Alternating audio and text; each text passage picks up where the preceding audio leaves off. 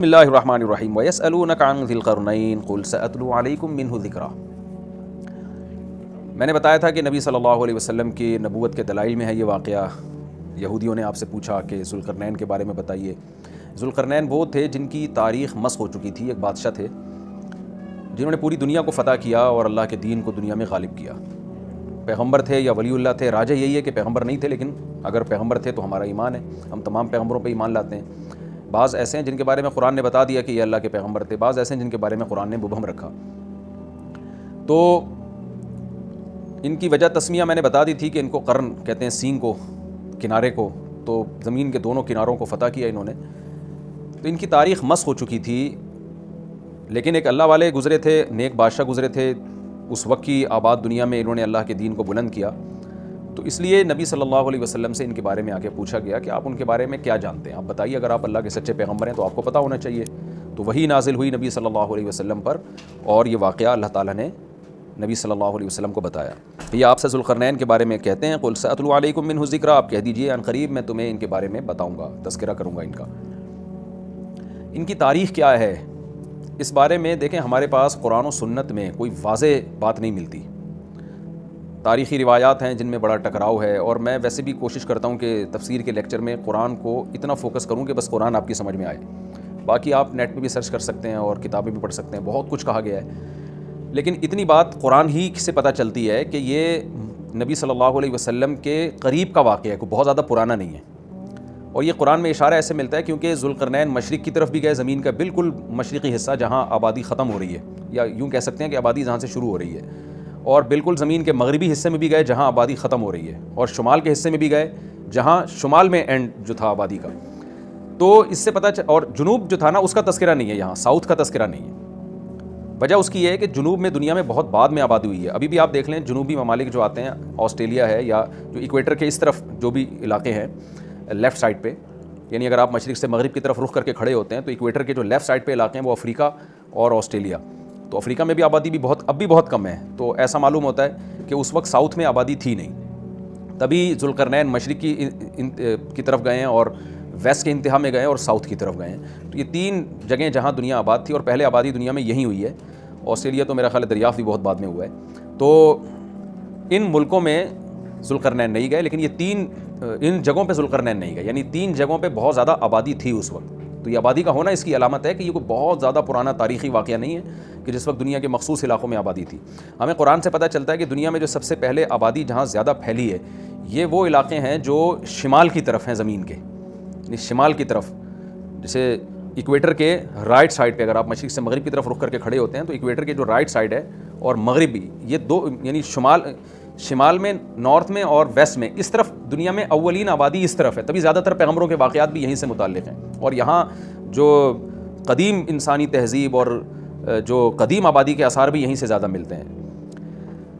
تو اتنی بات بہرحال ثابت ہو گئی کہ یہ علاقے اس وقت آباد تھے، تو ظاہر ہے یہ کوئی بہت پرانا واقعہ نہیں ہے، یہ نبی صلی اللہ علیہ وسلم کے دور کے قریب کا واقعہ ہے، یا کم سے کم یہودیوں، یعنی حضرت ابراہیم علیہ السلام کے دنیا میں آنے کے بعد کا واقعہ ہے، کیونکہ بہت بڑی آبادی پر یہودیوں کی حکومت تھی، تو اسی دور کے کوئی یہ بادشاہ گزرے ہیں کہ انہوں نے بھی بہت بڑا علاقہ فتح کیا۔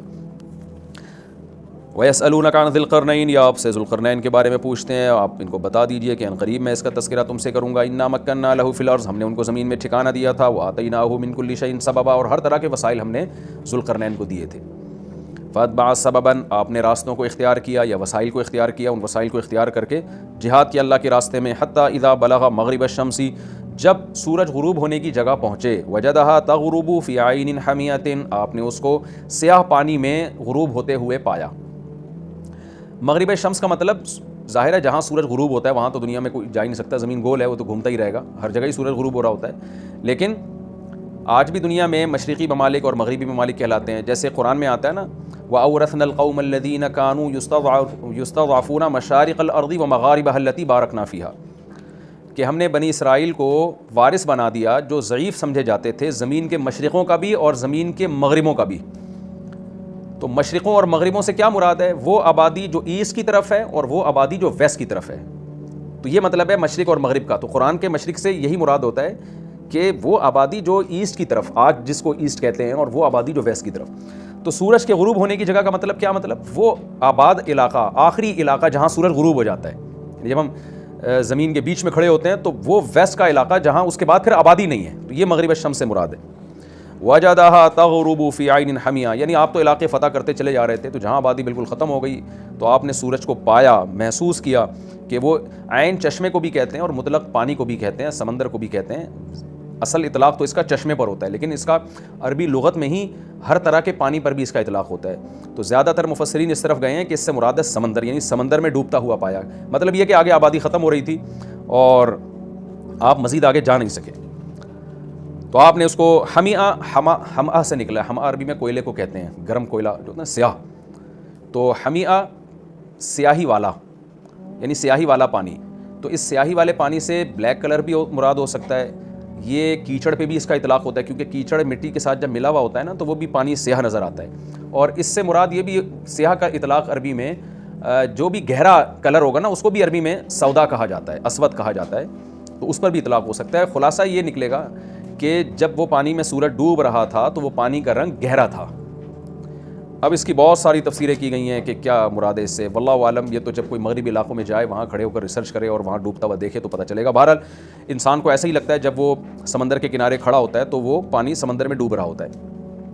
اب دیکھیں یہاں بعض لوگوں نے قرآن پہ اعتراض کیا ہے کہ سورج تو پانی میں نہیں ڈوبتا، سورج تو گول ہی گھومتا رہتا ہے، تو قرآن نے یہ نہیں کہا کہ سورج پانی میں ڈوب رہا تھا، بلکہ قرآن نے کیا وجدہا، ذوالقرنین نے پایا ایسا، ذوالقرنین کو ایسا لگا کہ پانی میں ڈوب رہا ہے۔ تو یہ میں سمجھتا ہوں خود قرآن کی صداقت کی دلیل ہے کہ اس وقت دنیا یہ سمجھتی تھی کہ سورج کوئی خاص جگہ ہے جہاں جا کے غائب ہو جاتا ہے اور پھر مشرق سے طلوع ہوتا ہے، کسی جگہ سے نکل رہا ہوتا ہے۔ اس وقت دنیا، جب اسلام دنیا میں آیا تو اتنی زیادہ، خاص طور پہ عرب کے بدوؤں کے پاس، عربوں کے پاس اتنی نالج نہیں تھی کہ زمین گول ہے اور سورج اسی طرح چکر لگائے چلا جا رہا ہے، عربوں کے پاس کم از کم اتنی نالج نہیں تھی۔ ہو سکتا ہے یونان میں اور ادھر ادھر علاقوں میں وہاں کے سائنسدان یہ بات جان گئے ہوں، لیکن عربوں کے پاس نالج نہیں تھی۔ یہ آیت قرآن مجید کی معجزے کی اور بلاغت کی کتنی بڑی دلیل ہے۔ قرآن یہ بھی تو کہہ سکتا تھا حتی اذا بلغ مغرب الشمس، یہاں تک کہ جب ذوالقرنین مغربی علاقے کی طرف پہنچے جہاں سورج غروب ہوتا ہے، تو تغرب فی عین حمیۃ، سورج غروب ہونے لگا پانی کے اندر۔ وجدہ کا لفظ اگر قرآن نہ لے کر آتا نا تو قرآن کی آیت سائنسی اصولوں کے بالکل خلاف ہو جاتی ہے۔ عرب تو مان لیتے کہ سورج غروب ہوتا ہے سمندر کے اندر، لیکن یہ سائنس اس کو غلط ثابت کر دیتی ہے آج کے دور میں۔ تو قرآن نے اس وقت بھی جو ایکسپلین کیا ہے سائنسی اصولوں کو، ان میں یہ رعایت کی ہے کہ کل 1400 سال کے بعد جا کے قرآن کی کسی آیت پر کوئی سائنٹسٹ بھی انگلی نہ اٹھا سکے۔ اس لیے قرآن نے الفاظ یہ کہے وجدہا، ذوالقرنین کو ایسا لگا کہ وہ پانی میں ڈوب رہا ہے۔ آپ آج بھی ساحل سمندر پہ کھڑے ہوتے ہیں مغرب کی طرف رخ کر کے، تو آپ کو ایسا لگتا ہے کہ سورج پانی کے اندر ڈوب رہا ہے۔ تو آپ دیکھیں کہ اگر نبی صلی اللہ علیہ وسلم اللہ کے سچے نبی معاذ اللہ نہ ہوتے تو آپ یہ یوں آیت پڑھ دیتے کہ سورج پانی میں ڈوب رہا تھا، لیکن آپ صلی اللہ علیہ وسلم پر اللہ کی طرف سے کلام نازل ہوا اور اللہ کو کے علم میں یہ بات تھی کہ سورج پانی میں ڈوبتا نہیں ہے، اس لیے اللہ تعالیٰ نے پہلے ہی فرما دیا کہ ذوالقرنین کو ایسا لگا کہ سورج پانی میں غروب ہو رہا ہے۔ وجد عندها قوما، تو وہاں آپ نے مغرب شمس میں یعنی زمین کے انتہائی مغرب کی جانب ایک قوم کو پایا، لوگ آباد تھے وہاں پہ۔ قلنا یا ذا القرنین اما ان تعذب، جب ذوالقرنین نے وہ علاقہ فتح کیا ہے تو اللہ تعالیٰ کہتے ہیں ہم نے ذوالقرنین کو وحی کی۔ اب اگر ذوالقرنین اللہ کے ولی تھے تو یہ آپ کے دل میں الہام ہوا، اور اگر اللہ کے پیغمبر تھے تو پراپر وحی آئی آپ کے اوپر۔ وہ کیا وحی تھی؟ ہم نے ذوالقرنین سے کہا، یا بعض علماء نے یہ بھی کہا ہے کہ اس وقت کے پیغمبر کو حکم ہی یہی تھا کہ اپنے امتیوں کو بتا دیں کہ اس طرح سے جہاد ہوگا کہ آپ جب کسی علاقے کو پکڑیں گے تو آپ کے پاس یہ آپشن ہوگا کہ چاہے ان کو قتل کر دیں چاہے ان کو چھوڑ دیں۔ تو قلنا یا ذا القرنین کا مطلب قلنا بذریعۃ نبی ہی، ہم نے نبی کے ذریعے ذوالقرنین کو کہا۔ اس وقت کے جو بھی نبی تھے ان کی تعلیمات یہی تھیں۔ جیسے آج ہم کسی سے کہتے ہیں نا کہ بھائی اللہ تم سے کہہ رہا ہے کہ 5 ٹائم نمازیں پڑھو، تو وہ کہہ سکتا ہے اللہ مجھ سے تو نہیں کہہ رہا، تو ہم کہیں گے اللہ پیغمبر کے ذریعے آپ سے کہہ رہا ہے، پیغمبر کی احادیث آپ کے پاس موجود ہیں۔ تو حضرت ذوالقرنین کو یا تو اللہ نے ڈائریکٹ وحی کی یا الہام کیا، یا وقت کے پیغمبر کی تعلیمات حضرت ذوالقرنین کے پاس پہنچی تھیں۔ وہ تعلیمات یہی تھی کہ جو قوم آپ نے پکڑی ہے، جو گرفتار ہوئے ہیں جنگ کے ذریعے، جو علاقہ فتح ہوا ہے، ان کے ساتھ ان دو میں سے ایک معاملہ آپ کریں۔ وہ معاملہ کیا ہے؟ اما ان تعذب، اے ذوالقرنین یا تو ان کو عذاب دے، و اما ان تتخذ فیہم حسنا، یا آپ کے پاس یہ بھی آپشن ہے کہ آپ ان میں کے ساتھ اچھا سلوک کریں، ان کو چھوڑ دیں آپ۔ تو آپ کے پاس دونوں آپشن ہیں، جو چاہیں آپ کریں۔ قال اما من ظلم فسوف نعذبہ، حضرت ذوالقرنین نے فرمایا جو ان میں ظالم ہوگا ہم اس کو سزا دیں گے۔ ثم يرد الى ربہ، پھر وہ لوٹایا جائے گا اپنے رب کی طرف آخرت میں، فَيُعَذِّبُهُ عَذَابًا نُكْرًا، تو اللہ تعالیٰ بھی اس کو بہت سخت عذاب دے گا آخرت کے دن۔ وَأَمَّا مَنْ آمَنَ وَعَمِلَ صَالِحًا، اور ان میں جو ایمان لے آیا اور نیک اعمال کیے، فَلَهُ جَزَاءً الحسنى، اس کے لیے اچھا بدلہ ہے، وَسَنَقُولُ لَهُ مِنْ أَمْرِنَا يُسْرًا، اور ہم عنقریب اس کے لیے اچھا معاملہ کریں گے، اس کو اور نوازیں گے ہم۔ دیکھیں دنیا میں جہاد جب بھی ہوتا ہے نا، چاہے یہودیوں نے کیا ہو، چاہے عیسائیوں نے کیا ہو، چاہے مسلمانوں نے کیا ہو، تو جہاد کی دو قسمیں ہیں، ایک دفاعی جہاد کہلاتا ہے اور ایک اقدامی جہاد کہلاتا ہے۔ دفاعی جہاد کا مطلب یہ ہوتا ہے کہ کسی قوم نے آپ پہ حملہ کیا تو ظاہر ہے آپ نے دفاع کرنا ہے، جیسے تیسے ممکن ہو اپنا ڈیفینس کرنا ہے۔ اس جہاد کو ساری دنیا جائز سمجھتی ہے، آپ کا ذاتی حق سمجھتی ہے۔ ایک جہاد وہ ہوتا ہے جو اقدام کرنا۔ اقدام کا مطلب یہ ہوتا ہے کہ اللہ تعالیٰ نے پیغمبروں کو دنیا میں بھیجا، نوح علیہ السلام کو، صالح علیہ السلام کو۔ ان پیغمبروں کو حکم یہ تھا کہ آپ نے صرف دعوت دینی ہے، آپ نے تلوار نہیں اٹھانی، اس دعوت کے پیچھے تلوار نہیں ہے۔ تو جو ایمان لے آئے، نہیں لے کر آئے، اللہ اس کو خود نمٹے گا قیامت کے دن۔ جیسے نوح علیہ السلام 950 سال دعوت دیتے رہے، 40-50 لوگ ایمان لے کر آئے، باقیوں کو اللہ نے تباہ کر دیا۔ صالح علیہ السلام دعوت دیتے رہے، شعیب علیہ السلام دعوت دیتے رہے، اور ہود علیہ السلام دعوت دیتے رہے، ابراہیم علیہ السلام دعوت دیتے رہے، لوط علیہ السلام دعوت دیتے رہے۔ ان تمام پیغمبروں کی دعوت کے پیچھے تلوار نہیں تھی۔ حضرت موسیٰ علیہ السلام بھی دعوت دیتے رہے، اس کے پیچھے بھی تلوار نہیں تھی۔ لیکن جب فرعون تباہ برباد ہو گیا، غرق ہو گیا، پھر موسیٰ علیہ السلام کے پاس ایک ریاست آئی چھوٹی سی، پھر موسیٰ علیہ السلام کو اللہ نے حکم دیا کہ اب آپ تلوار لے کے جہاد کریں۔ تو ہم پچھلی امتوں میں دیکھتے ہیں جہاد کا حکم ہمیں نہیں ملتا، لیکن ہم موسیٰ علیہ السلام اس قرآن میں اگر ہم دیکھتے ہیں تو موسیٰ علیہ السلام کے دور سے ہمیں لگتا ہے کہ باقاعدہ تلوار کا تذکرہ ملتا ہے کہ اللہ تعالیٰ نے حضرت موسیٰ کو حکم دیا کہ اپنی قوم کو کہیں کہ قوم عمالقہ پہ آپ جا کے لڑائی کریں۔ پھر مشہور واقعہ ہے کہ یہودیوں نے کہا کہ ہم سے نہیں لڑا جاتا، جس پہ ان کو سزا ملی ہے، اور وادی عتیق میں 40 سال وہ دھکے کھاتے رہے۔ تو وہاں قوم عمالقہ نے کوئی حملہ نہیں کیا تھا موسیٰ علیہ السلام پر، بلکہ موسیٰ علیہ السلام کو خود حکم تھا کہ آپ نے ان کے اوپر حملہ کرنا ہے۔ اس کے بعد جو سلیمان علیہ السلام کی تاریخ ہے، داؤد علیہ السلام کی تاریخ ہے، یہاں اسٹیٹ تھی اور باقاعدہ یہاں سے حملے ہوتے رہے ہیں دوسری ریاستوں پر، جس کی وجہ سے یہودیوں کی ایک بہت بڑی ریاست دنیا میں قائم ہو گئی۔ تو یہ کہلاتا ہے اقدامی جہاد۔ اس کا فلسفہ یہ ہے کہ یہ زمین اللہ کی ہے، تو اللہ تعالیٰ صرف انسانوں سے یہ مطالبہ نہیں کرتے کہ جو ایمان لانا چاہے لے آئے، جو نہ لانا چاہے اس کو اپنے حال پہ چھوڑ دو۔ ٹھیک ہے، زبردستی کسی کو مسلمان نہیں بنایا جائے گا، لیکن زمین پر جو نظام چلے گا وہ اللہ کا چلے گا نظام۔ تو اس نظام کو قائم کرنے کے لیے تلوار اٹھانے کا حکم ہے۔ تو یہ یہود میں بھی رہا ہے، عیسائیوں میں بھی رہا ہے۔ اب پچھلی امتوں میں کیوں نہیں تھا؟ وجہ اس کی بار بار میں بتاتا رہتا ہوں کہ اللہ تعالیٰ نے اس دنیا کو جوڑا ہے اسباب کے ساتھ۔ اگر ہم قرآن کا مطالعہ کرتے ہیں، پچھلی امتوں میں جو اقدامی جہاد نہیں رہا، اس کی وجہ یہ تھی کہ اہل اسلام بہت کمزور تھے، وہ لڑ نہیں سکتے تھے۔ نوح علیہ السلام کے دور میں 40-50 لوگ مسلمان ہوئے ہیں، وہ ہزاروں کا مقابلہ نہیں کر سکتے تھے، لہذا ان کو حکم دیا گیا کہ بس آپ نے دعوت دینی ہے، دعوت دینی ہے۔ نوح علیہ السلام 950 سال دن میں بھی رات میں بھی پکارتے رہے۔ صالح علیہ السلام کے ساتھ بہت تھوڑے لوگ ایمان لائے، ہود علیہ السلام کے ساتھ بہت تھوڑے لوگ، لوط علیہ السلام کے ساتھ بہت تھوڑے لوگ، ابراہیم علیہ السلام کے ساتھ تو 2-4 کے علاوہ آپ کی 2 ازواج تھیں اور آپ کے بھانجے، ان کے علاوہ ہمیں نہیں پتہ چلتا کہ کوئی اور شخص تیسرا بھی ایمان لے کر آیا، تو آپ نے ہجرت کر کے علاقہ ہی چھوڑ دیا۔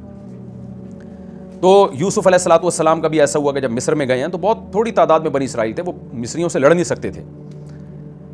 لیکن جب موسیٰ علیہ السلام کے دور میں بنی اسرائیل کو نجات ملی ہے، اچھا پھر موسیٰ علیہ السلام کو بھی حکم نہیں تھا کہ فرعون کے خلاف تلوار اٹھائیں۔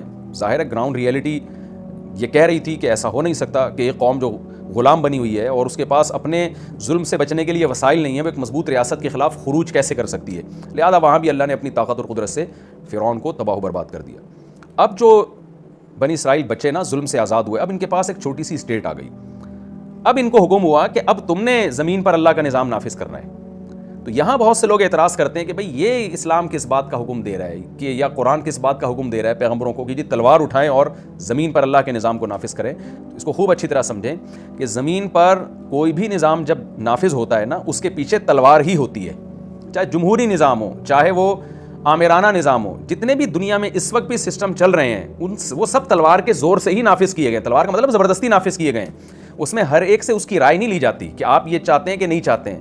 مثال کے طور پر اس جمہوری نظام کو یہ آپ دیکھ لیں، اکثریت کے ساتھ اگر کوئی جیتتا ہے تو جو اس کے حزب اختلاف میں لوگ ہوتے ہیں وہ جیتنے والے کو وزیر اعظم مانے یا نہ مانے، سسٹم کہتا ہے کہ آپ کو ماننا پڑے گا، تو یہ بھی تو تلوار ہی ہے نا۔ تو تلوار کے پیچھے 2 چیزیں ہونی چاہیے۔ اگر وہ تلوار غلط نظام کو دنیا میں نافذ کرنے کے لیے چلائی جا رہی ہے تو وہ غلط ہوگی، اگر وہ صحیح بات کے لیے چلائی جا رہی ہے تو وہ تلوار ٹھیک ہوگی۔ تو بحث یہ نہیں ہے کہ تلوار کی زور سے اللہ تعالیٰ نے اپنے ادیان کو، چاہے وہ یہودیت ہو، عیسائیت ہو، اسلام ہو، تلوار کی طاقت سے دنیا میں غالب کیا ہے یا لوگوں کے مشورے سے غالب کیا ہے. اصل چیز یہ ہے کہ غالب جس چیز کو کیا جا رہا ہے وہ ٹھیک تھی یا غلط تھی. وہ دیکھیں، اگر میں تلوار اٹھاتا ہوں اور دنیا سے چوروں کا خاتمہ کر دیتا ہوں تو یہ نہیں کہا جائے گا کہ جی آپ نے تلوار کے ذریعے ایک دنیا سے چوری کو ختم کیا ہے، بلکہ اپریشیٹ کیا جائے گا کہ آپ نے تلوار کے ذریعے ایک اچھا کام کیا ہے، قاتلوں کو اور چوروں کو اور ڈاکوؤں کا خاتمہ کیا ہے آپ نے. تو یہ خوب سمجھ لیں، اسلام دنیا میں آیا، اس سے پہلے یہودیت دنیا میں آئی یا عیسائیت دنیا میں آئی، تو جن پیغمبروں نے تلواریں اٹھائی ہیں نا، ان کا موقف بہت واضح تھا کہ زمین پر اللہ کا نظام ہونا چاہیے، اس نظام کو نافذ کرنے کے لیے تلوار چلے گی. ایک بات. نمبر 2 کہ ہم جس نظام کو اللہ کا نظام کہہ رہے ہیں، اس نظام کے اللہ کے نظام ہونے پر ہمارے پاس مضبوط دلائل ہیں. یعنی ایک آدمی تلوار اٹھاتا ہے، وہ کہتا ہے کہ میں اللہ کے نظام کو دنیا میں نافذ کرنے کے لیے یہ کام کر رہا ہوں، لیکن اس کے پاس دلیل ہی نہیں ہے کہ میرا جو نظام ہے وہ اللہ کا نظام ہے، تو وہ بھی غلط ہے. دیکھیں یہاں 3 اسٹیپ ہیں، اس کو خوب اچھی طرح سمجھیں.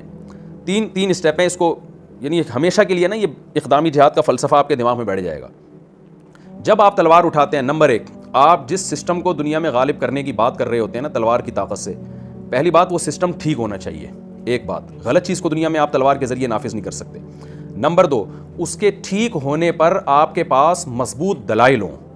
2 اور 2 4 کی طرح آپ کے پاس دلائل ہوں کہ یہ جو میں چیز دنیا میں نافذ کر رہا ہوں یہ ٹھیک ہے. جیسے کوئی کرپشن کے خلاف جہاد کرتا ہے تو ساری دنیا مانتی ہے کہ کرپشن غلط ہے، تو یعنی یہ اتنا واضح آپ کا دعویٰ ہونا چاہیے. تیسری چیز، آپ کے پاس اسباب اور وسائل بھی ہوں کہ اسباب اور وسائل کی دنیا میں آپ فتح بھی حاصل کر سکتے ہوں. تو 3 شرطیں کسی تحریک میں، کسی نظام میں پائی جائیں گی تو شرعن بھی اور عقلاً بھی ان کو اجازت ہوگی کہ وہ تلوار اٹھائیں اور اپنے نظام کو دنیا پہ نافذ کر دیں. اور یہ 3 شرطوں میں سے ایک شرط بھی اگر نہیں پائی جاتی تو پھر کسی تحریک کو یا کسی بھی شخص کو اجازت نہیں ہے. مثال کے طور پر اب میں ایسی مثالیں دیتا ہوں جس سے یہ جو میں نے 3 شرطیں بیان کی ہیں نا، یہ شرطیں اچھی طرح سمجھ میں آئیں گی.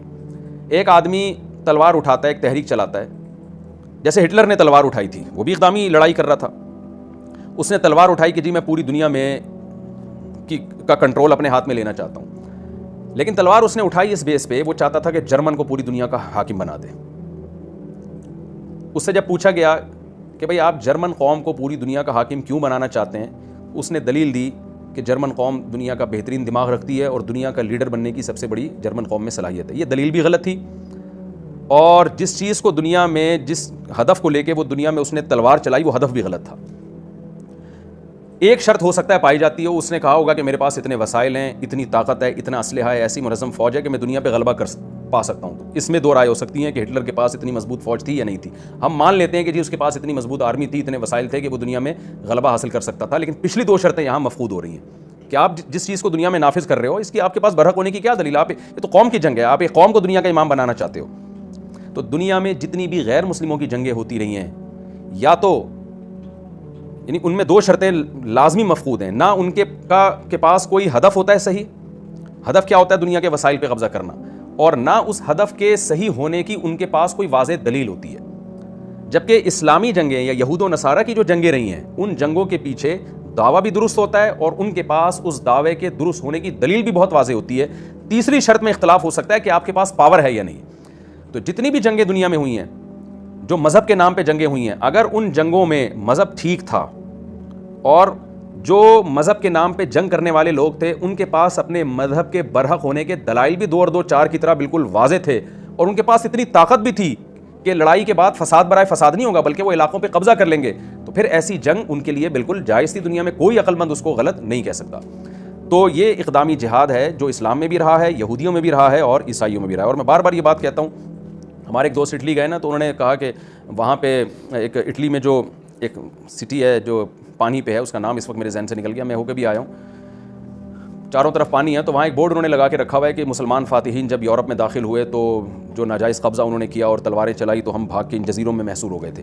تو میرے دوست نے مجھے اٹلی سے فون کیا کہ یہ دو مسلمان فاتحین کے بارے میں اس طرح کے بورڈز پہ یہاں چیزیں لکھی ہوئی ہیں. میں نے ان سے کہا کہ ان سے آپ یہ کہنا کہ یورپ جو عیسائیوں کے ہاتھ میں آیا نا، تو وہ بھی فاتحین ہی آئے تھے، وہاں پہ یہودیوں کو بھگایا تھا ان فاتحین نے. تو آپ نے جو یورپ پہ قبضہ کیا تھا وہ بھی مذہب کی بیس پہ کیا تھا کہ آپ کے پیچھے عیسیٰ علیہ السلام کی دعوت تھی اور آپ کا یہ ہدف تھا کہ حضرت عیسیٰ برحق نبی ہیں، اور جو نبی برحق ہوتا ہے اسی کی تعلیمات کو دنیا میں ہم نے غالب کرنا ہے. تو آپ کے مقابلے میں یہودی کھڑے ہوئے، آپ نے یہودیوں سے علاقے چھین کے ان پہ قبضہ کیا.